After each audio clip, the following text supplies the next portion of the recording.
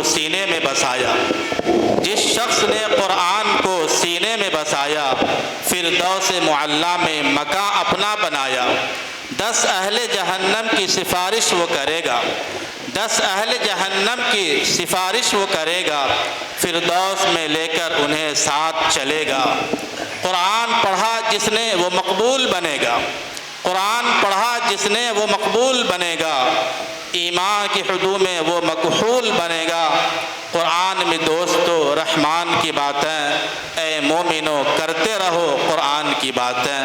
اور اسی طریقے سے حافظ قرآن کے والد کے لیے، جس شخص کی اولاد ہوئی حافظ قرآن، جس شخص کی اولاد ہوئی حافظ قرآن، محشر میں ملے گا اسے ایک تاج درخشاں، چمکے گا وہ جیسے کوئی ہو نیر تاباں۔ قرآن میں دوستو رحمان کی باتیں، اے مومنو کرتے رہو قرآن کی باتیں۔ محترم حضرات، ہم اور آپ دور دراز سے سفر کر کر جن مقرر کو سننے کے لیے یہاں پر جمع ہوئے ہیں، ان کے خطاب کا وقت آ گیا ہے۔ میں بڑے ہی ادب و احترام کے ساتھ حضرت مولانا پی ایم مزمل والا جاہی رشادی صاحب کو دعوت خطاب دیتا ہوں۔ حضرت والے سے درخواست ہے کہ اپنے خطاب عالیہ سے ہم سامعین کو مستفیض فرمائیں۔ ایک بات اور سن لیں، آپ حضرات سے گزارش ہے کہ 2 گھنٹے جم کر کے تشریف رکھیں۔ حضرت کا بیان کم سے کم 2 گھنٹہ ضرور ہوگا۔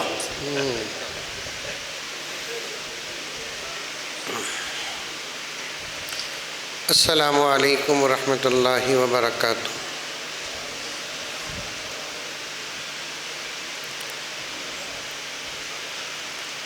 گفتگو کے آغاز سے پہلے منتظمین سے 1 2 3 گزارشات ہیں۔ پہلی گزارش یہ ہے، جو روشنیاں ہم سے ٹکرا رہی ہیں ان سے کہہ دو کہ ہم بھی ان سے مقابلے کی طاقت رکھتے ہیں۔ یہ 2 روشنیوں کو بند کر دیں۔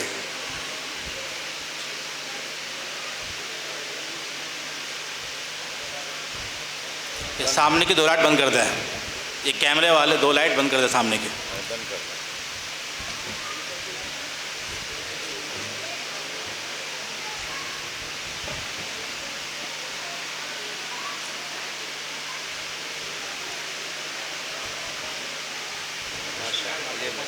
بند کرو، بند کر دو، بند کر دو۔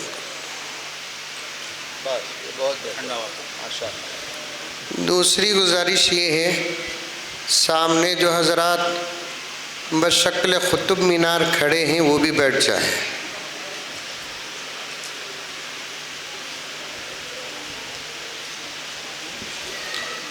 اصل میں بات یہ ہے، وائس کے سامنے سامعین کا ہونا بہت ضروری ہے، بیچ میں کسی قسم کا کوئی فصل نہ ہو۔ اور یہاں پوری توجہ ان لوگوں کو دکھانے کی طرف لگی ہوئی ہے جن سے ہمارا اپنا خود پردہ بھی ہے، اور جن سے پردہ نہیں ہے ان لوگوں کی وجہ سے ان سے پردہ ہو رہا ہے۔ اور دوسری ایک کوشش یہ بھی ہوتی ہے کہ جو لوگ غائب ہیں ان تک بات پہنچائے تو حاضرین کو حرج ہوتا ہے۔ سیاسی اور ضروری انتہا درجے پر اجلاسوں میں اس قسم کا انتظام بہت اچھا ہے، ورنہ اس انتظام کو کنارے ہی رکھنا بہتر ہے تاکہ سامنے لوگوں کا مجمع ہو، بولنے میں لوگوں کو سہولت ہو، سننے والے بھی بڑی آسانی کے ساتھ بولنے والے کو دیکھیں۔ ورنہ ایک قسم کا حجاب آتا ہے تو پھر نہ بولنے میں سہولت ہوتی ہے نہ سننے میں مزہ ہوتا ہے۔ اللہ تعالیٰ ان تمام باتوں پر خیال اور توجہ کرنے کی ہمیں توفیق عطا فرمائے۔ آئندہ اس بات کا پورا خیال رکھیں، کہنے والے کے سامنے حضرات اور افراد ہو، سائیڈ میں رکھیں، کنارے سے دیکھ لے تو دیکھ لے، وہ الگ بات ہے۔ اصل مقصود آپ حضرات ہیں، آپ حضرات۔ میں محسوس کر رہا تھا کہ حضرت مولانا بھی بڑی تکلیف کے ساتھ اپنا خطاب بیان فرما رہے تھے۔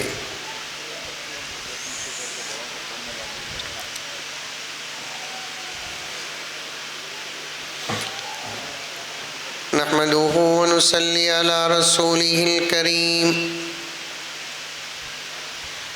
أما بعد فأعوذ بالله من الشيطان الرجيم، بسم الله الرحمن الرحيم۔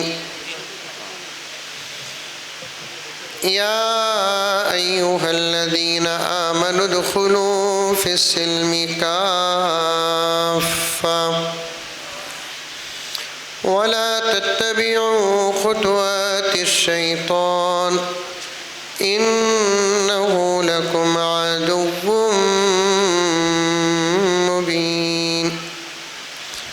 وقال تعالى: يا أيها الذين آمنوا اتقوا الله حق تقاته ولا تموتن إلا وأنتم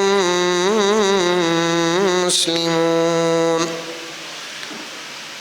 وقال عز وجل: ومن أعرض عن ذكري فإن له معيشة ضنكا ونحشره يوم القيامة أعمى۔ صدق الله مولانا العظيم۔ اللهم صل على سيدنا نبينا مولانا محمد وعلى آل سيدنا نبينا مولانا محمد وبارك وسلم۔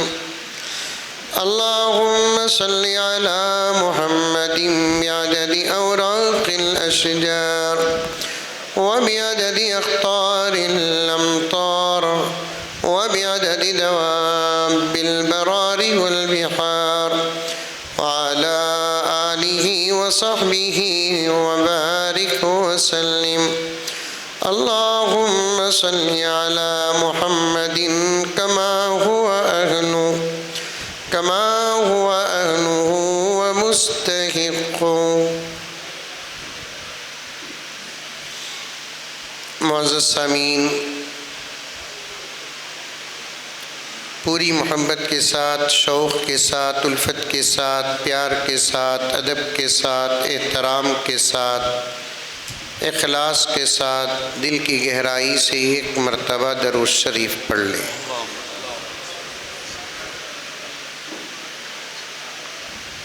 بچوں کے شان میں کچھ اشعار ہیں، پہلے اسے سن لیں اور حضرت قبلہ سے اجازت لیتے ہوئے پڑھنے کی سعادت بھی حاصل کرتا ہوں۔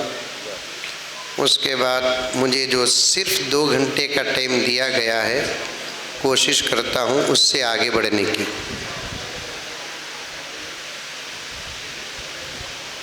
بیٹھ جائیے مولوی صاحب، بیٹھ جائیے۔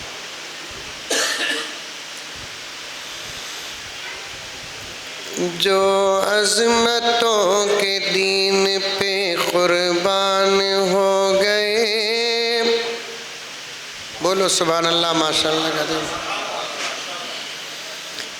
جو عظمتوں کے دین پہ قربان ہو گئے، جو عظمتوں کے دین پہ قربان ہو گئے، وہ لوگ اپنے دور کی پہچان ہو گئے، وہ لوگ اپنے دور کی پہچان ہو گئے، جو عظمتوں کے دین پہ قربان ہو گئے، وہ لوگ اپنے دور کی پہچان ہو گئے۔ بے شک یہ شعر سنیے۔ شاد افسوس ہم بھی بھول گئے راہ مستقیم، افسوس ہم ہی بھول گئے راہ مستقیم، افسوس ہم ہی بھول گئے راہ مستقیم، بس ٹوپیاں لگا کے مسلمان ہو گئے، بس ٹوپیاں لگا کے مسلمان ہو گئے، جو عظمتوں کے دین پہ قربان ہو گئے۔ یہ شعر اصل ہے، بچوں کے حوالے سے ماں باپ اور خاندان تک پہنچانا چاہتا ہوں۔ ارشاد۔ خوشبو سے ساتھ پشت مہک جائے گی جناب، خوشبو سے ساتھ پشت مہک جائے گی جناب، خوشبو سے ساتھ پشت مہک جائے گی جناب، جس گھر کے پھول حافظ قرآن ہو گئے،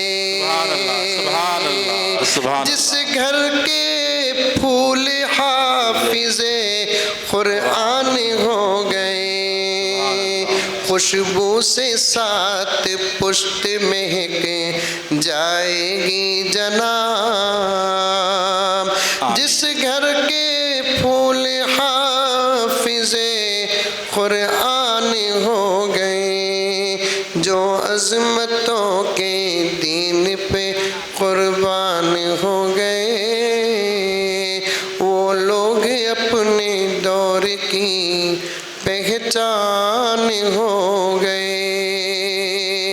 اور ایک مرتبہ درود شریف پڑھ لے، اللہم صلی علی سیدنا مولانا۔ روایت مشہور بھی ہے، ابھی حضرت مولانا کے خطاب میں آپ نے پھر ایک مرتبہ نبی کے اس فرمان کو سنا بھی ہے، اور ہمیشہ مدارس عربیہ کے جلسے جب ہوتے ہیں اور خاص طور پر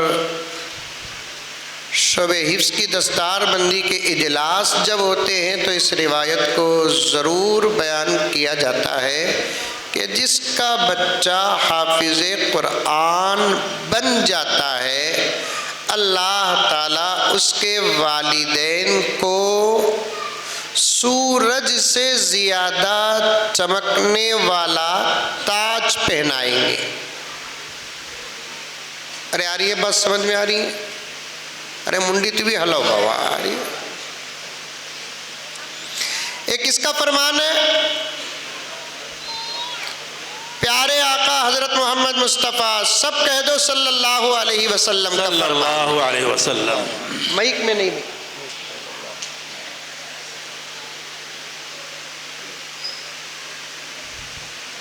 اور آقا کی ذات کیا ہے؟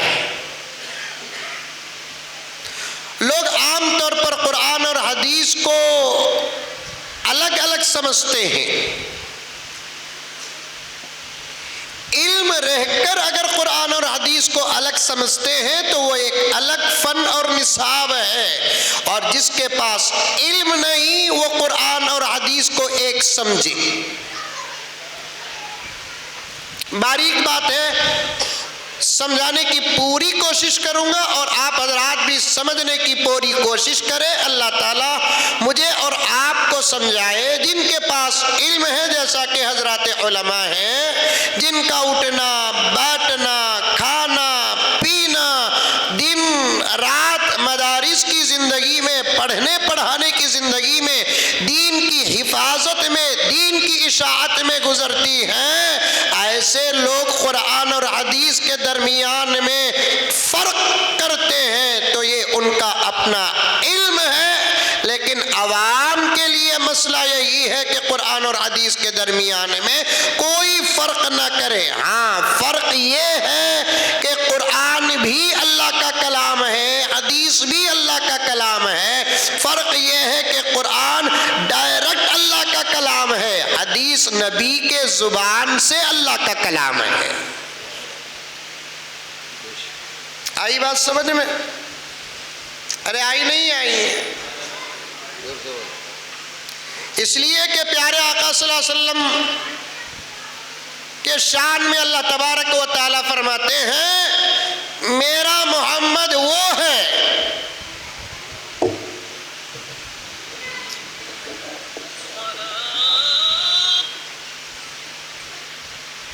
سلام، بیٹھ جائیے، جلدی بیٹھ جائیے. میرا محمد وہ ہے، زبان اس کی ہوتی ہے، کلام ہمارا ہوتا ہے.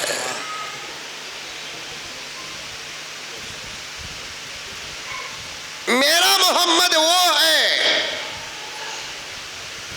زبان اس کی ہوتی ہے، کلام ہمارا ہوتا ہے. اور اس بات کو بھی اللہ نے اپنے کلام میں بیان فرما دیا، وَمَا يَنطِقُ عَنِ الْهَوَىٰ إِنْ هُوَ إِلَّا وَحْيٌ يُوحَىٰ. محمد اپنی طرف سے کچھ کہتے نہیں، وہی کہتے ہیں جو ہم کہتے ہیں. تو اس قانون کے تحت پیغمبر کا یہ فرمان کہ جو بچہ حافظ قرآن ہوتا ہے،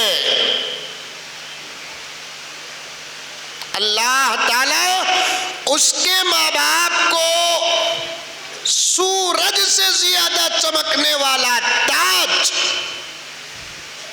جنت میں نہیں، حشر کے میدان میں پہنائیں گے. کہاں؟ بولو.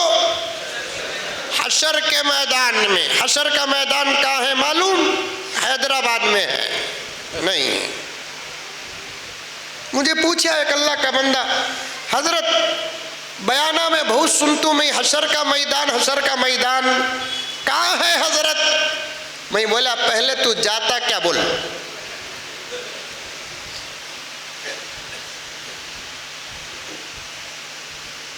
ہے حشر کا میدان. یہ سب مرنے کے بعد نظر آنے والے مناظر ہیں.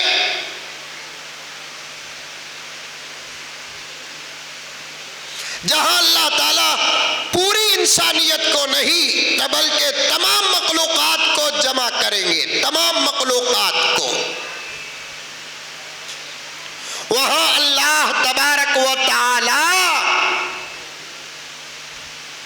اپنے حبیب حضرت محمد مصطفیٰ صلی اللہ علیہ وسلم کے امت کے ان حضرات کو خاص مقام پر بٹھائیں گے، خاص مقام پر، جن کے سینے میں اللہ کا کلام ہوگا. توجہ سے سنو، مانو یا نہ مانو، مرضی آپ کی ہے. بات کرنا ہمارا کام ہے، سنانا ہمارا کام ہے، سننا تمہارا کام ہے، لیکن منوانا ہمارا کام نہیں ہے.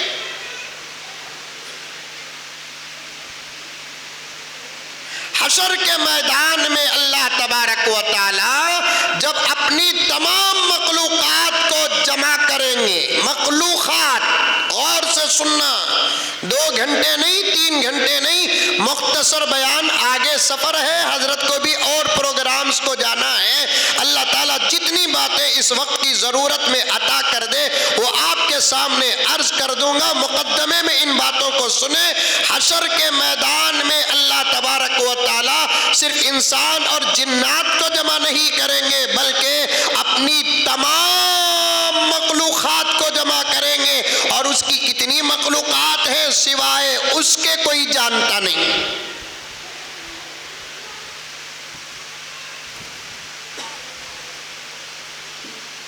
سب کو جمع کرنے کے بعد اللہ تبارک و تعالی اپنے حبیب حضرت محمد مصطفیٰ سب کہہ دو صلی اللہ علیہ وسلم کی امت کے ان حضرات و افراد کو جن کے سینے میں اللہ کا کلام ہوگا، ان کو ایک مخصوص جگہ میں بٹھائیں گے.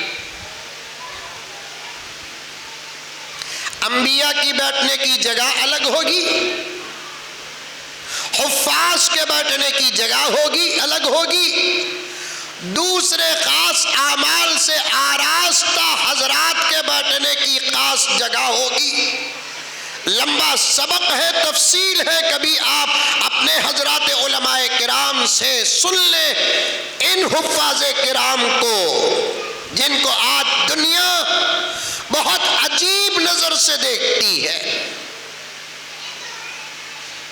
بلکہ تانے دیتی ہے حفاظ کے ماں باپ کو کہ تم نے بچے کو حافظ بنایا، وہ بھی یہ دور میں۔ کیا ہوگا بچہ حافظ بن کر؟ کیا کمائے گا بچہ حافظ قرآن بن کر؟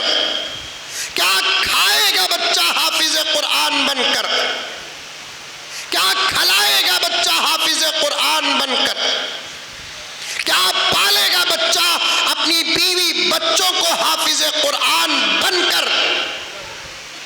کیسا چلے گا اس کا زمانہ اس مہنگائی میں؟ یہ سب سوالات فرتوت ہے، فرتوت۔ ایمان کی کمزوری اور یقین کی کمزوری کی دلیل ہے یہ تمام سوالات۔ حافظ قرآن بن کر کیا کرے گا؟ امریکہ سے پوچھو۔ حافظ قرآن بن کر کیا کرے گا؟ دشمنان اسلام کے ممالک سے پوچھو۔ حافظ قرآن بن کر کیا کر سکتا ہے؟ یہ ہم اتنا نہیں جانتے جتنا کہ ہمارے دشمن جانتے ہیں۔ حافظ قرآن بنے گا تو کیا ہو سکتا ہے؟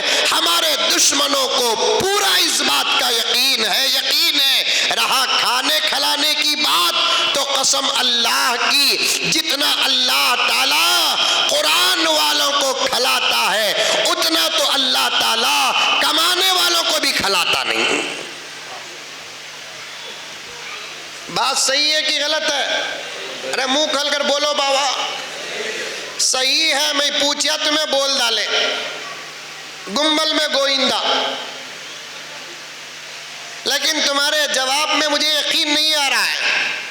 یقین پیدا کرنے کے لیے گزارش ہے کم سے کم امتحان کے لیے تو حافظ بن کر دیکھو۔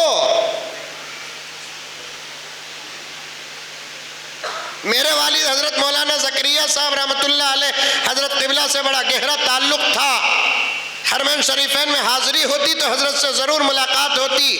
وہ عام طور پر کہتے کہ مدارس عربیہ کے طلبہ جو قرآن پڑھنے اور پڑھانے میں لگے ہوئے ہیں، یاد کرنے میں لگے ہوئے ہیں، سمجھنے میں لگے ہوئے ہیں، ارادے ان کے آئندہ بڑے پاک اور نیک ہیں، ان طلباء کرام کے رزق کا اللہ تعالیٰ بڑا عجیب و غریب انتظام کرتے ہیں۔ کسی نے حضرت سے پوچھا کیا انتظام، اور وہ بھی عجیب و غریب، تو حضرت کا انداز تھا، حضرت نے اپنے انداز سے فرمایا کہ ان طلباء کے کھانے کھلانے کا نظام اللہ بڑے عجیب و غریب طریقے سے کرتے ہیں۔ کیسا؟ تو حضرت نے جواب دیا، قوم میں کوئی جیتا ہے تو اللہ تعالیٰ تب بھی ان کو کھلاتے ہیں، قوم میں کوئی مرتا ہے تب بھی اللہ ان کو کھلاتے ہیں۔ کھلاتے نہیں کھلاتے؟ اچانک چاول کا موٹا آتا ہے، کیا بھئی ہے؟ دادا کا انتقال ہوگا حضرت۔ تو محتمم صاحب سوچتے اے کاش کہ اسے 10-15 دادا ہوتے تو کتنا اچھا ہوتا۔ اچانک ایک دال کا موٹا آتا ہے، کیا بھئی؟ نانی کا انتقال ہو گیا حضرت۔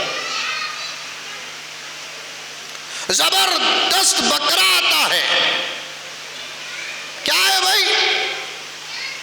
خالہ بیمار ہے حضرت، نیت کر لیے صدقے کی۔ لیکن ایک بات حضرت تشریف فرما ہے، دیگر علماء بھی تشریف فرما ہے، اس سے یہ نتیجہ نہ نکالو کہ مدارس عربیہ کے طلبہ صدقہ و خیر خیرات کھاتے ہیں۔ یہ جہالت ہے، جہالت۔ اور بعض لوگ بیانات میں بھی کہتے ہیں مدرسے کے بچے زکوٰۃ کھاتے ہیں، مدرسے کے بچے صدقات کھاتے ہیں۔ نہیں کھاتے۔ علم ہے تو بیٹھو بات کریں نتیجہ نکالیں گے جتنا پاک مال مدارس عربیہ کے بچے کھاتے ہیں، میں قسم کھانے کے لیے تیار ہوں، اتنا پاک مال کسی اور جگہ میں کوئی کھاتا ہی نہیں ہے۔ آپ پوچھیں کیسے؟ جواب سن لو، حضرات علماء بیٹھے ہیں، میری تصحیح کرو، میں کسی سے اعلیٰ سمجھتا نہیں، میں ایک طالب علم ہوں، مدارس عربیہ میں آج بھی اس حدیث کی خدمت ہے، پڑھنے پڑھانے سے تعلق رکھتا ہوں، اللہ تبارک و تعالیٰ نے یہ کام لے رہا ہے۔ حضرات علماء توجہ فرمائیں، مدرسوں کے اندر کا مال 100% پاک ہے، مانا کہ آتا زکوٰۃ کا، مانا کہ آتا صدقے کا، مانا کہ آتا خیرات کا، لیکن اندر کا مال جو ہوتا ہے وہ صاف مال اور پاک مال ہوتا ہے۔ قرآن پڑھنے والوں کو اللہ کیا زکوٰۃ کھلائیں گے؟ قرآن پڑھنے والوں کو اللہ کیا صدقہ کھلائیں گے؟ قرآن پڑھنے والوں کو اللہ کیا خیرات کھلائیں گے؟ ارے ذرا ہوش سے کام لو میرے پیارو، موسیٰ کی امت کو اللہ جب آسمان سے روزی اتار سکتا ہے، محمد کی امت کی وہ جماعت جو اس کے کلام کی حفاظت کا ذمہ لے کر مدرسے میں پہنچے ہیں، کہ اللہ تبارک و تعالیٰ ان کو زکوٰۃ کھلائے گا، ان کو صدقہ کھلائے گا، ان کو خیرات کھلائے گا۔ بالکل پاک مال ہے مدارس عربیہ کا، 100% پاک مال ہے، 99.9% بھی نہیں، 100% مدارس عربیہ کا جو پیسہ ہوتا ہے، یہ طلباء عزیز جن کی نسبت ڈائریکٹ نبی پاک صلی اللہ علیہ وسلم سے پہنچتی ہے، ان کو ایک زبان میں طلبہ کہتے ہیں، کسی زبان میں اسٹوڈنٹس کہتے ہیں، لیکن ان کی تعریف میں حدیث پاک میں جو لفظ آتا ہے ضیوف الرسول، مسجد کو آنے والے ضیوف الرحمن ہوتے ہیں، مدرسے کو آنے والے ضیوف الرسول ہوتے ہیں۔ مطلب کیا ہے؟ مسجدوں کو آنے والوں کو اللہ کا مہمان کہتے ہیں، مدرسے کو آنے والے کو رسول اللہ کا مہمان کہتے ہیں۔ اس کا بڑی گہرائی سے میں آج آپ کے سامنے خلاصہ کرنا چاہتا ہوں۔ مالداروں کان کھول کر سنو، زکوٰۃ دینے والوں کان کھول کر سنو، صدقے کے بکرے اور بکریاں دینے والوں کان کھول کر سنو، اندر رہ کر کھجانے والوں کان کھول کر سنو، مدرسے کے دانے پر بھی شک نہ کرنا، مدرسے کے قطرے پر بھی شک نہ کرنا، ذرا غور سے سنو اس باجس کی بات کو۔ نبی کے مہمان ہیں، اگر یہ زکوٰۃ کھاتے ہیں مطلب یہ ہے کہ نبی ان کو زکوٰۃ کھلاتا ہے، صدقہ کھاتے ہیں مطلب یہ ہے کہ نبی ان کو صدقہ کھلاتا ہے۔ نہیں میرے پیارو، مدارس عربیہ کا کھانا 100% پاک اور صاف کھانا ہے۔ بہت سارے میری عمر کے کچھ علماء جوش میں آ کر کہہ دیتے ہیں مدارس میں پیسہ زکوٰۃ کا ہے، مدارس میں پیسہ صدقے کا ہے، اور یہ ہے وہ ہے، یہ سب جہالت کی باتیں ہیں۔ مجھے کہنے دو، مدارس عربیہ کا پیسہ 100% پاک پیسہ ہے۔ ہاں مانا آتا ہے زکوٰۃ کے راستے سے، آتا ہے صدقے کے راستے سے، آتا ہے خیرات کے راستے سے۔ جب تملیک ہو جاتی ہے تو مال پاک ہو جاتا ہے۔ سمجھ میں آئی بات؟ بدلتا ہے، ہاتھ جب بدل جاتا ہے تو پیسے کا حکم بھی بدل جاتا ہے۔ یہ مسئلہ ہے، یہ فقہ ہے، اور اس کی مضبوط دلیل میرے پاس ہے۔ انشاءاللہ اسٹیج میں بیٹھے ہوئے جید علماء کرام دعاؤں سے نوازیں گے، مضبوط دلیل میرے پاس ہے۔ حضور پاک صلی اللہ علیہ وسلم کے گھر میں ایک عورت خدمت کرتی تھی جس کا نام بریرہ تھا۔ کیا نام تھا؟ بریرہ تھا۔ یاد رکھیں گے نام؟ بیان یاد رکھیں گے؟ کون کون یاد رکھیں گے؟ ہاتھ اٹھاؤ۔ ماشاءاللہ پورے کانگریسی ہاتھ اٹھانا۔ حضور پاک صلی اللہ علیہ وسلم کے گھر میں ایک عورت خدمت کرتی تھی محبتاً۔ حضور نے رکھا نہیں، حضور کی عادت خدمت لینے کی نہیں تھی، حضور کی عادت کیا تھی؟ اپنا کام خود کرنے کی، خدمت لینے کی عادت آقا کی نہیں تھی۔ صحابہ پیغمبر کی جو خدمت کرتے تھے حضور کے حکم پر نہیں کرتے تھے، حضور کی محبت پر کرتے تھے۔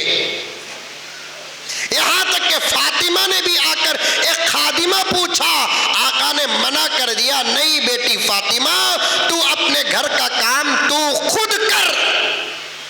یہ عورتوں کی طبیعت ہونی چاہیے، یہ عورتوں کی عادت ہونی چاہیے، یہ عورتوں کی فطرت ہونی چاہیے۔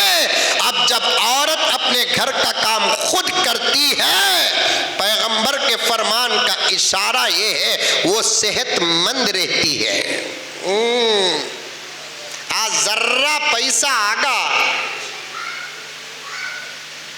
ایک کام چھوڑ کو ہر کام کو کام والے،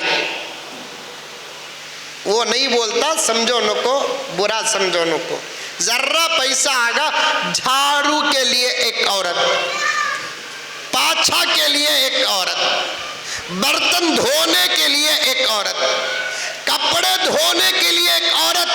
ایک زمانہ تھا جو ڈائریکٹ کپڑے دھونے کے لیے عورت رکھتے تھے، اب واشنگ مشین میں دھونے کے لیے بھی عورت رکھ رہے ہیں۔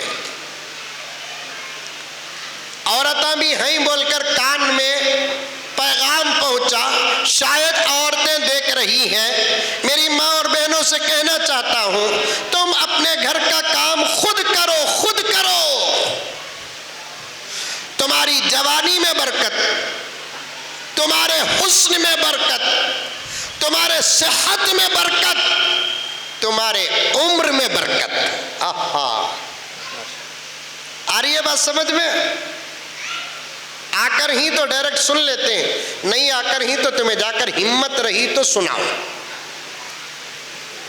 کہاں جی گئے تھے اتوار کو بھی تمہیں بول کر بولے تو سداسی پیٹ میں جلسہ ہوا، مولوی صاحب آئے تھے، بچوں کا قرآن مکمل ہوا، دستار بندی ہوئی، اور حضرت مولانا با نعیم صاحب کا بے مثال خطاب ہوا، اور بنگلور سے بھی ایک دبلا پتلا آیا تھا، انہیں بھی کچھ بولیا، لیکن پوائنٹ کی بات اس کی تقریر میں کیا تھی معلوم کیا جی؟ انہیں پوچھتی کیا تھی، انہیں بولے مولوی صاحب بولے گھر کے کاما تمہیں کرنا کتے۔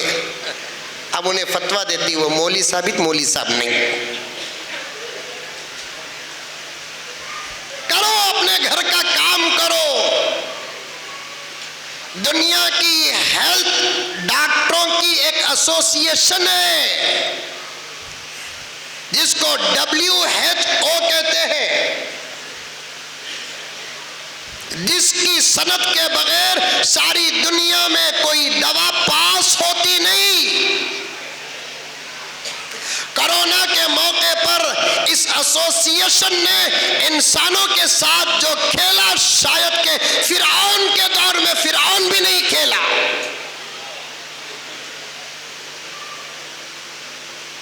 ایک مرتبہ اس کا ایک پیغام میں نے بنگلور کے اخبار میں پڑھا،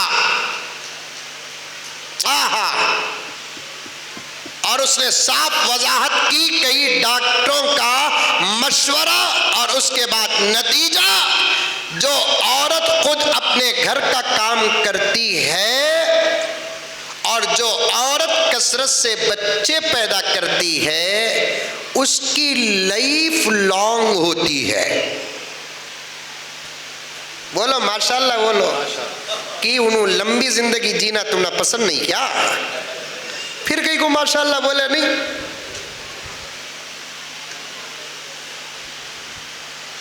جو عورت کثرت سے بچے پیدا کرتی ہے اور جو عورت اپنے گھر کے کام خود کرتی ہے اس کی عمر بڑی لمبی ہوتی ہے۔ یہی نتیجہ تو زبان نبوت 1450 سال پہلے بیان کر دیا کہ گھر کا کام خود تم کرو۔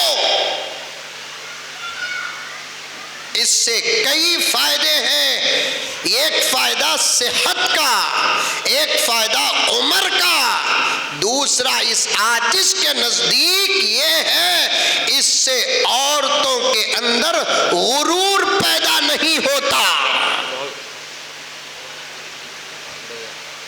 فخر پیدا نہیں ہوتا،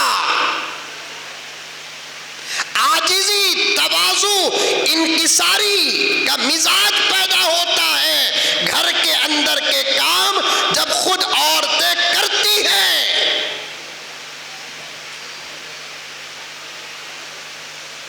زری دولت کیا آئی، ہم اپنے گھروں کے صوفوں میں اس انداز سے بیٹھتے ہیں شاید کہ نمرود و فرعون، ابو جہل، ابو لہب بھی شاید اپنے مسندوں پہ ایسا نہ بیٹھا ہو۔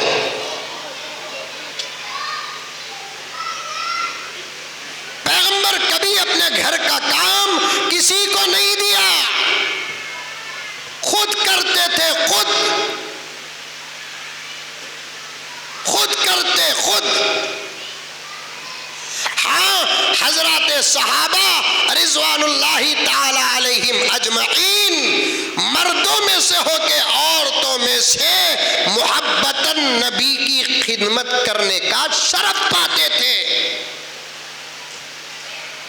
حضرت بریرہ گھر کے اندر نبی کے ازواج مطہرات کے امہات المؤمنین کے گھر میں کام کرتی تھی، تنخواہ نہیں لیتی تھی، دعا لیتی تھی۔ حضرت بلال، حضرت انس، ایسے صحابہ باہر کے ماحول میں نبی کی خدمت کرتے تھے۔ حضرت بلال کی زندگی میں آتا ہے پیغمبر کے گھر کا کبھی کبھی سودا سلب بھی لاتے تھے۔ حضرت انس 10 سال نبی کی خدمت کی، 10 سال۔ کیا کونسلر کا پی اے، کیا ایم ایل اے کا پی اے، کیا ایم پی کا پی اے، کیا سی ایم کا پی اے، کیا پی ایم کا پی اے، کیا پریزیڈنٹ کا پی اے، کیا ادھر ادھر کا پی اے۔ اس نبی کے قادم سے بڑا کون ہو سکتا ہے جو نبی نہیں تھا، وجہ تخلیق کائنات تھا۔ اس کا خادم بھی ہمارے لیے بادشاہوں سے بڑا بادشاہ، شہنشاہوں سے بڑا شہنشاہ۔ حضرت انس کو یہ سعادت حاصل تھی کہ 10 سال تقریباً مکمل پیغمبر کی خدمت کیے۔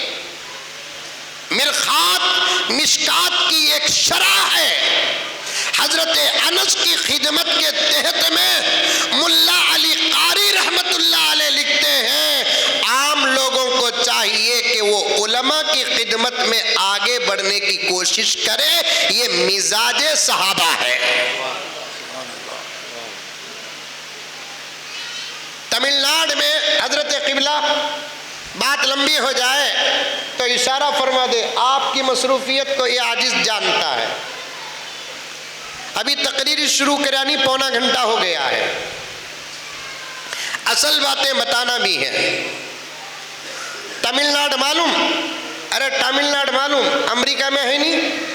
ارے یہاں چھے کیا؟ اچھا تمہیں یہاں ہی کیا دیکھا سو؟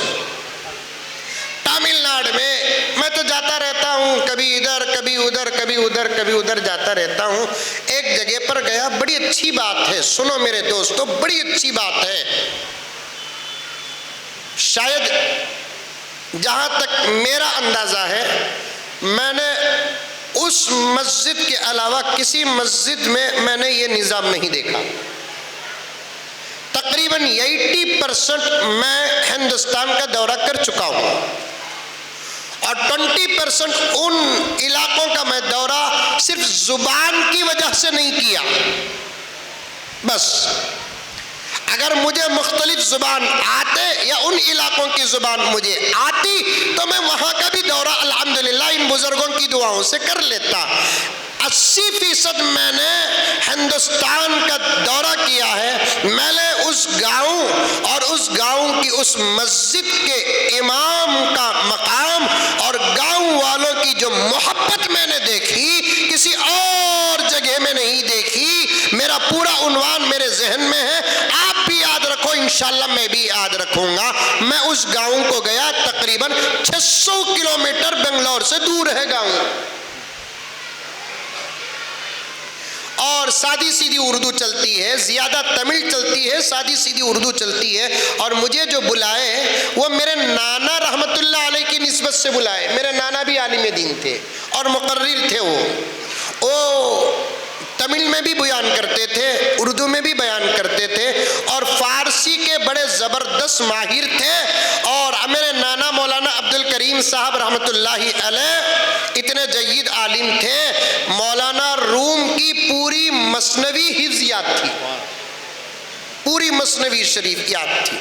ان کی نسبت سے جب ان لوگوں کو معلوم ہوا کہ ان کا نواسہ بھی عالم ہے اور بیان کرتا ہے، انہوں نے یوٹیوب میں ریسرچ کیا اور میری سادی سیدھی اردو جو ان کے لیے بھی مشکل تھی ان کی نسبت میں مجھے بلائے۔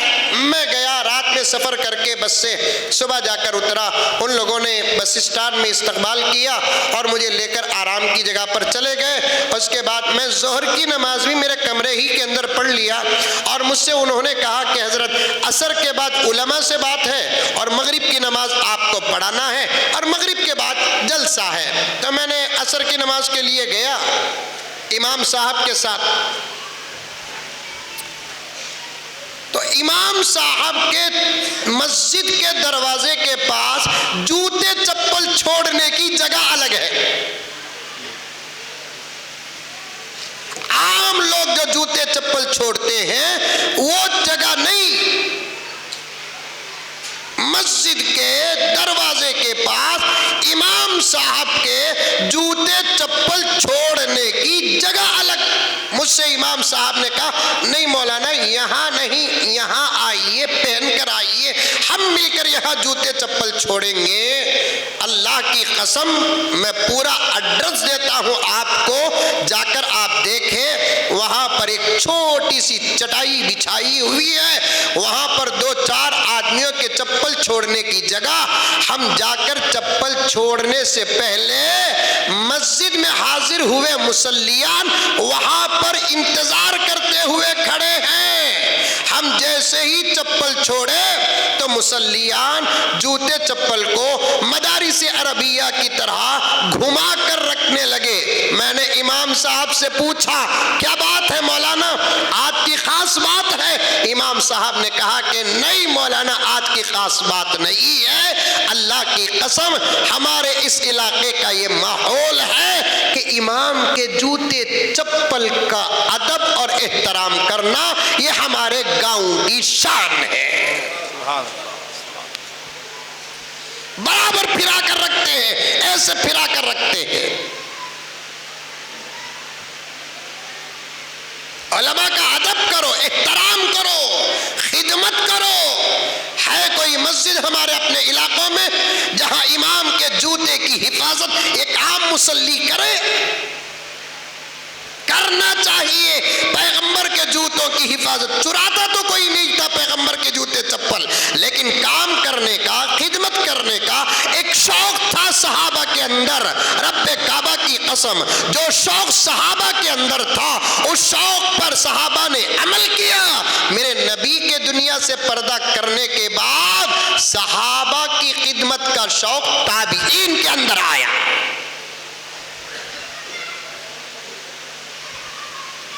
آج نہیں، ہمارے بڑوں کی خدمت کرنے کا ہمارے اندر شوق نہیں ہے۔ خاص طور پر علماء کا ادب کرو، حفاظ کا ادب کرو، علماء کا احترام کرو، حفاظ کا احترام کرو، علماء کی خدمت کرو، حفاظ کی خدمت کرو۔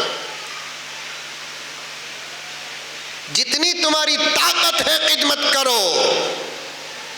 آج ساری دنیا میں دین کی اشاعت کا کام اللہ تم سے لے رہا ہے، لیکن دین کی حفاظت کا کام اللہ علماء سے لے رہا ہے۔ خدمت کرو۔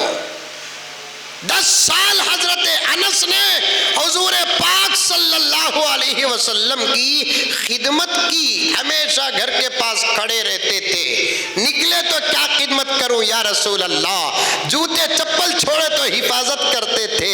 باہر کبھی وضو کرنے کا موقع ملتا، اللہ کی قسم روایات واضح ہے، پیغمبر دو عالم کے لیے وضو کا پانی کا انتظام کرتے تھے۔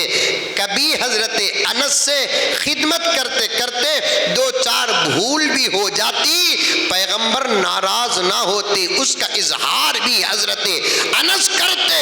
آخر وقت آیا، دنیا سے پیغمبر پردہ کر گئے، حضرت انس نے صحابہ کے درمیان کہا میں نے 10 سال نبی کی خدمت کی، اس 10 سال کے بدلے میں نبی نے مجھے ایک تنخواہ دی، مجھے نبی نے ایک تحفہ دیا، مجھے نبی نے ایک دعا دی ہے۔ صحابہ یہاں تک کہ ابو بکر ہاتھ پکڑ کر پوچھتے، انس تو جو مانگے گا ابو بکر وہ دے گا، وہ دعا ذرا مجھے دے دے۔ عثمان کہتے انس کیا دعا ہے جو 10 سال کی خدمت کا بدلہ ملا ہے؟ حضرت انس نے فرمایا مجھے نبی نے یہ دعا دی، بسم اللہ کی دعا دی، اس دعا کا نام ہی دعائے انس پڑ گیا، اس دعا کا نام ہی دعائے انس پڑ گیا۔ اور میں پوری ضمانت کے ساتھ کہتا ہوں، سداسی پیٹ کے مسلمانوں، تلنگانہ کے مسلمانوں، حیدرآباد کے مسلمانوں، کرناٹک اور آواز جہاں تک جائے وہاں تک کے مسلمانوں تک یہ عاجز، یہ تسلی، یہ اطمینان دیتا ہے کہ اس دعا کو نمازوں کے بعد کم سے کم صبح میں 1 مرتبہ پڑھ لو، دنیا کی کوئی طاقت تمہارا بال بھی بھیگا نہیں کرے گی۔ آج بھی اس کے تجربے ہو رہے ہیں، آج بھی۔ حالانکہ نبی کے فرمان پر تجربے کی اجازت نہیں، قرآن اور احادیث کے دعاؤں پر تجربے کی ضرورت نہیں۔ کچھ لوگ جو ایمان میں، علم میں کم ہوتے ہیں، چلو بھئی پڑھ کر دیکھیں گے کاتبی ہوتا کیا، تجربہ کر کے بھی الحمدللہ کامیاب ہو گئے ہیں۔ دشمنوں کے پاس کوئی طاقت نہیں، طاقت ہمارے پاس ہے۔ کوئی طاقت نہیں کسی دشمن کے پاس، اندر رہنے والے دشمنوں کے پاس بھی طاقت نہیں، باہر رہنے والے دشمنوں کے پاس بھی طاقت ہے تو ہمارے پاس ہے۔ اس کا زندہ ثبوت فلسطین ہے، زندہ ثبوت فلسطین ہے۔ 100 دن سے زیادہ ساری دنیا کا نمبر 1 سپر پاور ملک، جس کی طاقت کے سامنے امریکہ بھی ہاتھ باندھتا ہے، چائنا ہاتھ باندھتا ہے، جاپان ہاتھ باندھتا ہے۔ میں تو یہاں تک کہتا ہوں کہ دنیا کے اندر 190 پر 5 کنٹری ہیں، جس میں سے 50% ہمارے اپنے کنٹریز ہیں، بقیہ 130 پر 8 دوسروں کے کنٹریز ہیں۔ 130 پر 8 میں ایک اسرائیل کو نکالیں گے، 130 پر 8 کنٹریز کی طاقت ان کا ویپنز ہے، 130 پر 7 کنٹریز کی طاقت ان کے میزائلز ہے، 130 پر 7 کنٹریز کی طاقت ان کے بم ہے۔ لیکن اسرائیل کی طاقت ویپنز نہیں، بم نہیں، میزائل نہیں، بلکہ اسرائیل کی طاقت دجال ہے۔ اور دجال دشمنوں کی طاقت کی انتہا ہے۔ دجال کو آپ جانتے نہیں، دجالی طاقت کو آپ جانتے نہیں، جس کا خود مقابلہ کرنے کے لیے میرا نبی تیار تھا، تو ذرا سوچ کر دیکھیے کہ دجال کی طاقت کیا ہوگی۔ نبی نے صحابہ کو دجال کے بارے میں بتایا، جب صحابہ ڈر گئے تو تسلی دی، ڈرنے کی کوئی ضرورت نہیں، اس وقت اگر وہ آ گیا تو میں مقابلہ کروں گا۔ صحابہ کا احسان بھی ہمارے اوپر کتنا ہے، خون کا آخری قطرہ بھی احسان کے بدلے میں ہم بہا دیں، تب بھی حضرات صحابہ کا احسان کا حق ادا نہ ہوگا۔ صحابہ فوراً پوچھتے ہیں یا رسول اللہ، آپ کے بعد اگر وہ آ جائے تو پھر ہمارے لیے مقابلے کا کیا عمل ہوگا؟ آقا نے فرمایا میرے بعد اگر وہ آ جائے، تمہارے زمانے میں یا تمہارے بعد، میرے اس غلام پر دجال کا دجال پن نہیں چلے گا، جو ہر جمعہ سورہ کہف کی تلاوت کرتا رہے گا۔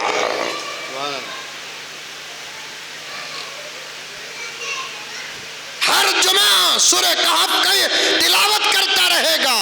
اس کا ہاتھ ہے اسرائیل کے سر پر اس کا ہاتھ، ورنہ میں بنگلور میں کہا اس پر کیس چل رہا ہے، کوئی فکر نہیں ہے۔ میں نے بنگلور میں میرے اپنی مسجد کے ایک جمعے میں کہا کہ اسرائیل ایک نقطے سے بھی کم ہے، اطراف و اکناف تقریباً 55 ممالک مسلمانوں کے ہیں۔ ان ممالک والے اگر مل کر اسرائیل کے اطراف بیٹھ کر پیشاب بھی کر دیں، فرعون کی فوج جیسے دریائے نیل میں بہہ کر غارت ہوئی اس کا نمونہ نظر آئے گا۔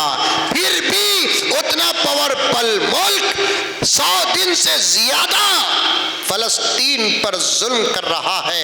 کیا ہے طاقت فلسطین کی؟ ویپنس نہیں، ہتھیار نہیں، فلسطین کی طاقت ایمان ہے، فلسطین کی طاقت یقین ہے، فلسطین کی طاقت جذبہ جہاد ہے، فلسطین کی طاقت شوق شہادت ہے، فلسطین کی طاقت قرآن ہے، فلسطین کی طاقت نماز ہے، فلسطین کی طاقت دعائیں ہیں۔ رب کعبہ کی قسم، یہ طاقتیں جن کے پاس ہیں وہ جہاں ہو وہاں بھی دشمن ان کا بال بھی بگاڑ نہیں سکتا۔ مسلمان ڈر رہے ہیں آج کل، کیا حضرت ایسا کتےنا ویسا کتےنا ویسا کتےنا ویسا کتےنا، پھر بھی انہیں آتا کتےنا، انہیں کتو کیا چچا فرعون۔ سب سے پہلی بات تو یہ ہے مسلمانوں کو ڈرنا نہیں تھا۔ میں ذرہ عنوان سے بہت گہرائی کی طرف جا رہا ہوں، پھر واپس آ جاؤں گا حشر کے میدان میں، اور یقین پر ان بچوں کی حفظ کی فضیلت پر، کھانے کھلانے پر، صدقے اور زکوٰۃ پر پورا عنوان میرے ذہن میں موجود ہے۔ حضرت بریرہ کی بات پر بات توجہ کے ساتھ سنیں، میں اپنے عنوان کو الحمدللہ میرے ذہن سے نکلنے نہیں دیتا، وقت ساتھ نہیں دیتا تو میں چھوڑ دیتا ہوں۔ اللہ تعالیٰ میرے پورے مافی ضمیر کو آپ کے سامنے رکھنے کا موقع عطا فرمائے۔ سب سے پہلی بات تو یہ ہے کہ اس وقت ساری دنیا کے مسلمانوں کے لیے دفاعی نظام ختم ہو چکا ہے، اب دعائی ایک نظام ہی باقی رہ چکا ہے۔ چاہے تو دفاعی نظام کو پھر میدان میں لا سکتے ہیں، پتہ نہیں کہ جن کے پاس دفاعی نظام کی طاقت ہے وہ خاموش کیوں ہے۔ انشاءاللہ بیان کے بعد میں حضرت سے یہ سوال ضرور کروں گا، جن کے پاس دفاعی نظام ہے، صرف دعاؤں سے مسئلہ حل نہیں ہوتا، دعا کا نمبر دوسرا ہے، دفاع کا نمبر پہلا ہے۔ جب دشمن سامنے آتا ہے، آ رہی ہے بات سمجھ میں؟ ارے منڈی تی بھی حلاؤ با آ رہی ہے۔ دفاع کا نمبر پہلے ہے، دعا کا نمبر دوسرا ہے جب دشمن سامنے آتا ہے۔ اگر میرا نبی دعا ہی پڑھتا رہ جاتا تو پھر بدر کا میدان کیوں ہوتا، احد کا میدان کیوں ہوتا، حنین کا میدان کیوں ہوتا، جنگ خندق کیوں ہوتی، تبوک کیوں ہوتا، فتح مکہ کے لیے 10,000 صحابہ کو لے کر پیغمبر مدینے سے مکے کی طرف ہجرت کیوں کرتے۔ یہ تمام باتیں دفاعی نظام کے مضبوط رکھنے کی دلیل ہے۔ ساتھ میں دعا بھی ہونا چاہیے، جب دشمن آ جاتا ہے دفاع بھی پیش کرو، دعا بھی کرو۔ لیکن آج ہمارا دفاعی نظام کمزور ہو چکا ہے۔ میں اگر اور بھی گہرائی میں جاؤں تو شاید کچھ لوگ ناراض ہو جائیں گے، میں دل توڑنے کے لیے کہیں جاتا نہیں، اظہار حق کے لیے جاتا ہوں۔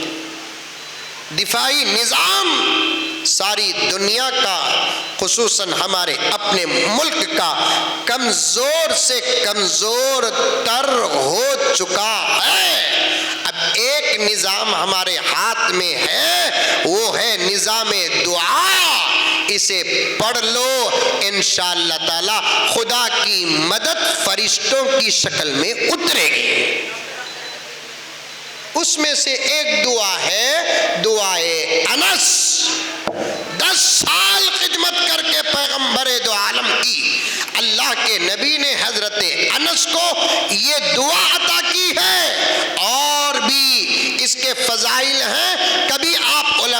سن لیں، پیغمبر کبھی خدمت نہیں لیتے تھے، صحابہ اپنے شوق سے پیغمبر کی خدمت کرتے تھے، صحابیات اپنی محبت سے پیغمبر کے گھر میں خدمت کرتی تھی، یہاں تک کہ آپ کے گھر کا ساز و سامان دھوتی تھی، آپ کے بستروں کو جھٹکتی تھی۔ پیغمبر کی ایک عادت تھی، سردی کے موقع پر آقا صلی اللہ علیہ وسلم ایک کٹورا پیالہ اپنے کمرے میں رکھتے تھے، رات میں جب پیشاب کی ضرورت آتی تو آقا اس کٹورے میں پیشاب فرماتے، صبح کو خود آقا لے جا کر کسی جگہ پر ڈالتے تھے۔ بریرہ فرماتی ہیں ایک مرتبہ مجھے یہ موقع ملا کہ وہ کٹورا ویسے کا ویسا رہا، نماز کا وقت تھا، پیغمبر چلے گئے، میں گھر میں حاضری دی، وہ کٹورا مجھے نظر آیا، چونکہ پیشاب نبی کا تھا، علماء کا اختلاف ہے، میں عشق پیش کر رہا ہوں۔ حضرت بریرہ فرماتی ہیں ایسی خوشبو آنے لگی، ایسی خوشبو آنے لگی کہ میں نے اسے پھینکا نہیں بلکہ اسے پی لیا۔ یہ سب عشق کی باتیں ہیں، اس میں علماء کے اقوال بہت زیادہ ہیں۔ حضرت بریرہ گھر کے اندر خدمت کرتی تھی، غریب تھی، اس کے لیے زکوٰۃ و صدقہ لینا جائز تھا۔ ایک مرتبہ نبی پاک صلی اللہ علیہ وسلم گھر کو آئے، مدرسوں کا مال بتا رہا ہوں کتنا پاک ہوتا ہے اور کیسے پاک ہوتا ہے بتا رہا ہوں میں، اس روایت کو یاد رکھ لینا، پھر کبھی یہ نہ سوچنا مدرسے کے بچے زکوٰۃ کا کھاتے ہیں، مدرسے کے بچے صدقات کا کھاتے ہیں، مدرسے کے بچے ایصال ثواب کا کھاتے ہیں۔ مال جب تک تمہارے ہاتھ میں تھا وہ زکوٰۃ کا تھا، مال جب تک تمہارے ہاتھ میں تھا وہ صدقے کا تھا، نکل کر یہاں آنے تک اللہ نے اس کو پاک و صفاف بنا دیا۔ اللہ کے رسول گھر کے اندر داخل ہوتے ہیں، حضرت عائشہ سے پوچھا عائشہ کھانے کے لیے کچھ ہے؟ بھوک لگ رہی ہے۔ آہا، جس کے دیدار سے بھوکوں کی بھوک مٹ جاتی تھی اسے بھوک لگتی ہے، غربت کا عالم کیا ہے؟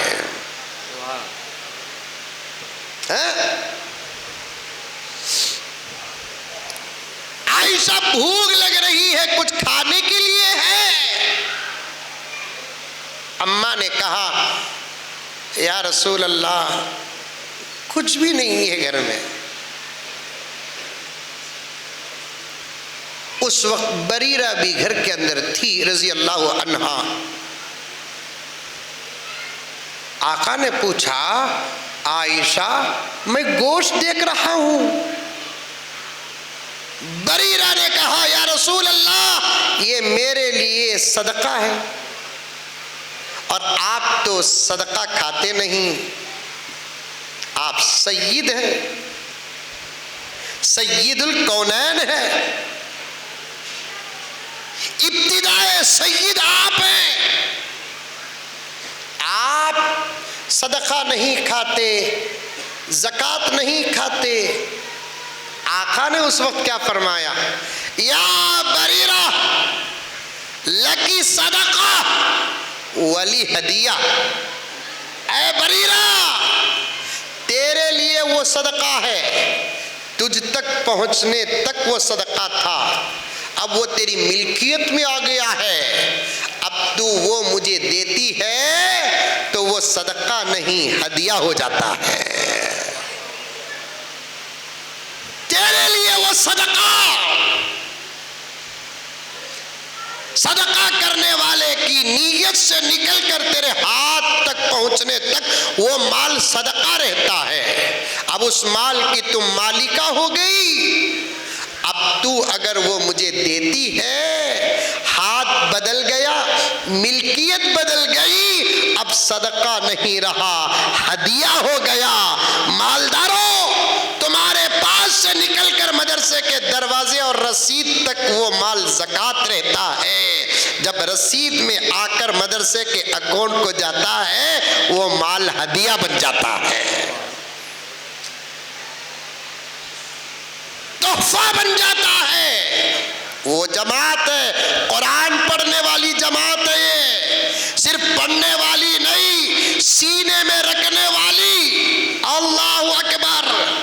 وقت ہوتا طبیعت ساتھ دیتی، آگے کا سفر نہ ہوتا تو بتاتا قرآن پاک کو سینے میں بسانا کوئی معمولی بات نہیں ہے۔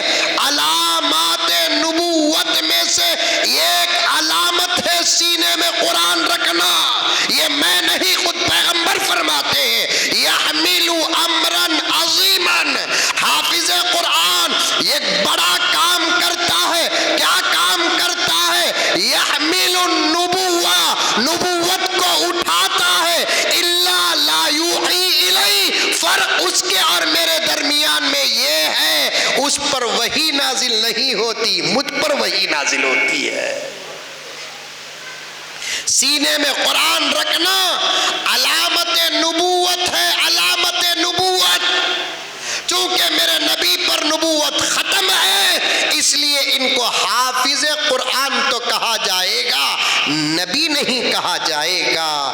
حافظ قرآن تو کہا، نبی کے سینے میں بھی ان کا سینہ، مانا کہ ان کی شکل ان کے دادا سے ملتی ہے، ان کی ناک ان کے نانا سے ملتی ہے، ان کا گال ان کی ماں سے ملتا ہے، ان کے ہاتھوں ہتھیلیاں ان کے باپ سے ملتے ہیں، ان کی پیشانی اور ان کا سر ان کے خاندان کے کسی فرد سے ملتا ہے۔ سداسی پیٹ کے مسلمانوں، حضرت بانعیم دامت برکاتہم کے حوالے سے یہ تڑپانے والا جملہ تمہاری خدمت میں پیش کر رہا ہوں۔ ان کے جسم کے دوسرے پارٹ ان کے خاندان کے کسی بھی فرد سے ملتے ہو تو ملتے ہو، لیکن ان کا سینہ محمد کے سینے سے ملتا ہے۔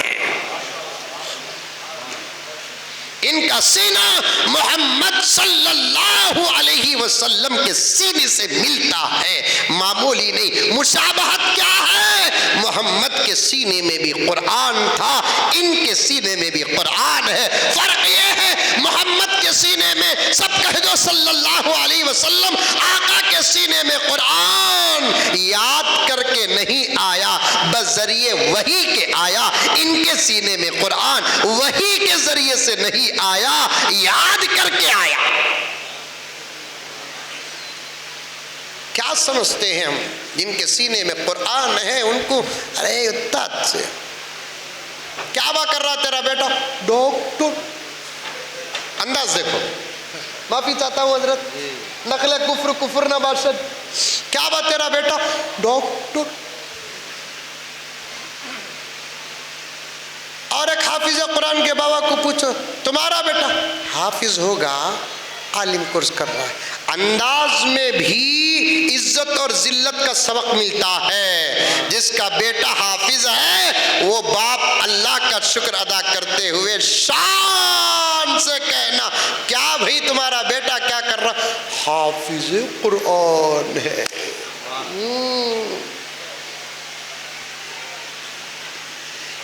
دنیا میں اللہ نے آخرت کے اعزازات کو چھپا کر رکھ دیا تاکہ بندوں میں یقین پیدا ہو جائے۔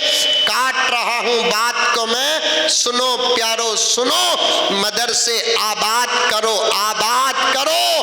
ڈر ہو رہا ہے مدرسوں کے طلباء کی کمی کو سنتے اور دیکھتے ہوئے، ڈر ہو رہا ہے۔ انشاءاللہ کچھ نہیں ہوگا، ذرا محنت کرنے کی ضرورت ہے۔ پردے میں بیٹھی ہوئی میری مائیں، میری بہنیں، اس محنت میں تم ساتھ دو، تم ساتھ دو۔ آج سب سے بڑی رکاوٹ تم دین کے لیے بن چکی ہے۔ ہمارے نوجوانوں کے شوق اور ہمارے نوجوانوں کے جذبوں کے لیے رکاوٹ تم بن چکی ہے۔ ذرا تم ساتھ دو گی، یہ اجڑا ہوا گلستان سنور سکتا ہے۔ کیوں؟ کیا ساتھ دینا حضرت؟ انہیں پوچھ رہی ہے، میں سن رہا ہوں، تم نہ سنے نہیں آ رہا ہے۔ یہ میری کرامت حضرت ہے۔ ہمیں کیا ساتھ دینا حضرت؟ بنگلور کا انداز، یہاں کیا انداز چلتا معلوم نہیں۔ ہم کیا ساتھ دینا مول صاحب؟ یہاں کا انداز آتے رہتے ہو نا حیدرآباد کو، یہاں کا انداز کیا چلتا؟ ہم کیا ساتھ دینا مول صاحب؟ تمہیں کیا ساتھ دینا معلوم؟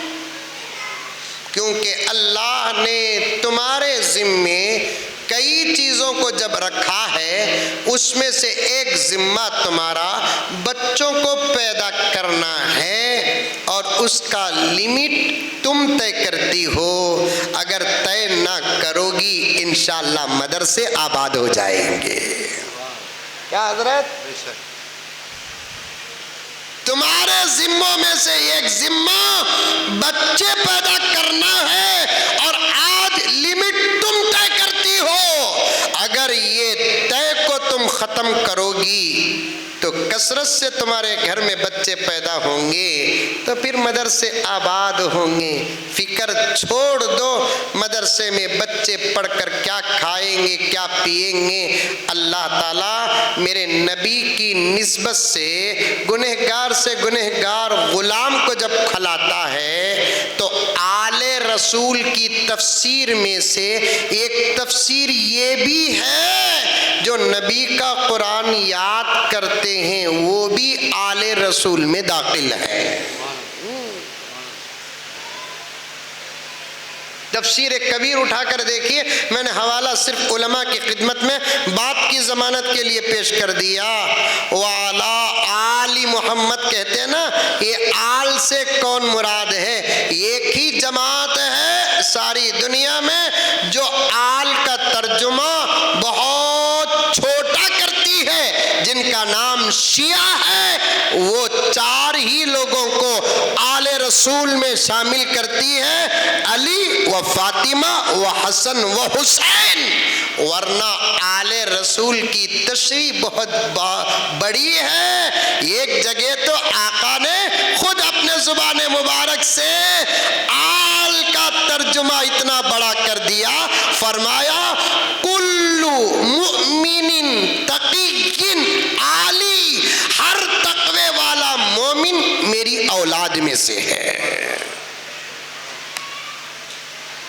اللہ پالیں گے, کثرت سے بچے پیدا کرو, کیونکہ ان کی شان اب بھی ویسے نظر آ رہی ہے. انشاءاللہ تعالی حشر کے میدان میں بھی نظر آئے گی. حشر کا میدان ہوگا, مخصوص جگہ ہوگی, ایک طرف انبیاء ادھر بیٹھے ہوں گے اور ایک طرف جن کے سینوں میں قرآن ہوگا وہ بیٹھے ہوں گے. قرآن سینے میں ہونا شرط ہے. وہ عالم بھی اس سے نکل جاتا ہے جو جید عالم تو ہے لیکن سینے میں قرآن نہیں ہے, وہ بھی نکل جاتا ہے. اس جماعت جن کو اللہ نور کے میدان میں نور کی کرسیوں میں بٹھا کر رکھیں گے, وہاں کون بیٹھیں گے؟ جن کے سینوں میں اللہ کا کلام ہوگا. انبیاء ادھر کے انبیاء اللہ سے پوچھیں گے اے اللہ یہ کون سی جماعت ہے؟ اللہ فرمائیں گے یہ میرے محمد کے ان لوگوں کی جماعت ہے جن کے سینوں میں میرا کلام ہے. تب انبیاء کہیں گے اے اللہ کیا ہی اچھا ہوتا ایسے لوگ ہماری امت میں بھی پیدا ہوتے. نہیں, پوائنٹ سنو, 2-4 منٹ بات ختم. نہیں, ہم نے ایسے لوگ ہمارے نبی کی امت میں اس لیے پیدا کیا کیونکہ ہمارا یہ کلام ہی قیامت تک باقی رہنا تھا.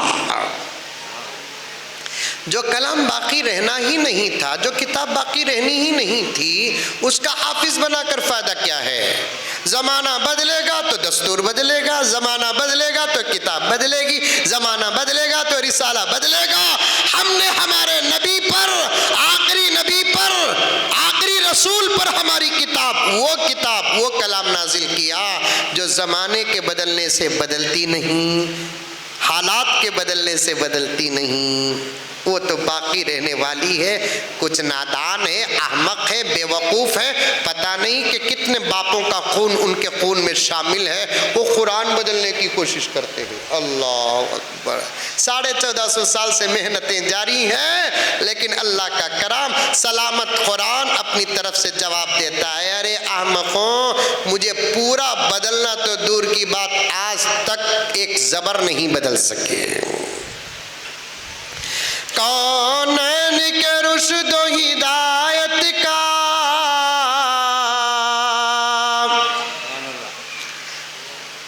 مولانا عبدالصبور صاحب کے حوالے سے. آپ بھی شاعر ہیں اور اچھی آواز ہے. آواز والوں کے سامنے آواز پیش کرنا شاید میں سمجھتا ہوں بے ادبی ہوگی. اچھا گاڑی چلانے والا رہا تو جسے چلانا نہیں آتا انہیں بیٹا تو اسٹیئرنگ ہلتی سوچ. ایسے اچھے شاعراں اور خوبصورت آواز کے مالکوں کے سامنے پڑھنا ایک جسارت ہے. انشاءاللہ دعا ملے گی. اشعار دیکھیے. کونین کے رشد و ہدایت کا سامان نہ بدلا جائے گا. دنیا تو بدل سکتی ہے مگر قرآن نہ بدلا جائے گا. دنیا تو بدل سکتی ہے مگر قرآن نہ بدلا جائے گا. یہ چاند یہ سورج کی گردش ممکن ہے بدل جائے لیکن تا حشر مدینے والے کا فرمان نہ بدلا جائے گا. تا حشر مدینے والے کا فرمان نہ بدلا جائے گا. اللہ نے انبیاء سے کہا ہم ایسے افراد اس نبی کی امت میں اس لیے پیدا کیا اس لیے کہ میرے کلام کو باقی رکھنا تھا. تو تب انبیاء نے کہا اے اللہ جب ایسے لوگ جملہ سنیے. امام فقی ابو اللیث سمرقندی نے روایت نقل کی ہے. سند پر بحث اپنی جگہ پر ہے لیکن نتائج میرے نبی سے نسبت اور فضیلت سے نسبت رکھتے ہیں. اس لیے سنو انبیاء نے تب جا کر اللہ کے دربار میں عرض کیا کہ الہ العالمین جب ایسے افراد آپ ہماری امت میں پیدا نہ کیے کم سے کم ہم کو اس نبی کی امت میں پیدا کرنا تھا تاکہ ہم بھی قرآن یاد کر کے یہ شان پاتے. ہم بھی قرآن یاد کر کے یہ شان پاتے. معمولی بات نہیں ہے. یہ دو بچوں کا یہ عمل میں اسے محنت نہیں کہتا اس کام کو میں کرامت کہتا. کرامت معمولی نہیں. قرآن پاک کا یاد کرنا محنت نہیں. قرآن پاک کا یاد کرنا اللہ کی قدرت ہے. قرآن پاک کا یاد کرنا نبی کی نسبت ہے. قرآن پاک کا یاد کرنا خود یاد کرنے والے کی کرامت ہے. خود پیغمبر نے فرمایا اہل القرآن ہم اہل اللہ. قرآن والے ہی اللہ کے اولیاء ہیں. اور جسے اللہ نبی بناتے ہیں اسے معجزہ دیتے ہیں. جسے ولی بناتے ہیں اسے کرامت دیتے ہیں. جب یہ ولی ہیں تو ان کی کرامت قرآن پاک کا یاد کرنا. ارادہ کرو. ہم بھی ہمارے بچوں کو انشاءاللہ حافظ قرآن بنائیں گے انشاءاللہ تعالی. کون بنائیں گے؟ ہاتھ اٹھاؤ. ماشاءاللہ. وہ لوگ بھی ہاتھ اٹھا دلے ہی جو ریٹائرڈ ہوئے ہی. خیر نواسے کو بناؤ, پوتے کو بناؤ, بھانجے کو بناؤ, بھتیجے کو بناؤ, یا کسی بھی ذریعے سے کسی بچے کو پکڑ کر اس کے حفظ تک کی ذمہ داری لے لو. انشاءاللہ تعالی پوری بشارت نہ صحیح بشارتوں میں حصہ تو ضرور ملے گا. اللہ قبول فرمائے. آمین ثم آمین. وآخر دعوانا ان الحمدللہ رب العالمین. محترم حضرات, دعا سے پہلے چند اعلانات ہیں, اس کو سماعت کر لیجئے. ابھی ماشاءاللہ آپ حضرات بڑے اطمینان و سکون کے ساتھ حضرت مولانا کا انتہائی علمی بصیرت افروز خطاب سماعت کر رہے تھے. اب چونکہ وقت ہوتے جا رہا ہے، اس لیے بلا کسی تاخیر کے سب سے پہلا اعلان یہ ہے کہ جناب الحاج محمد عادل احمد خان صاحب کی طرف سے دونوں حافظ قرآن کو انعام دیا جا رہا ہے، وہ حاصل کر لیں۔ جناب الحاج محمد عادل احمد خان صاحب کی طرف سے 2 حافظ کو، حافظ عبد المقیم اور حافظ معز الدین کو انعام دیا جا رہا ہے، اپنا حاصل کر لیں۔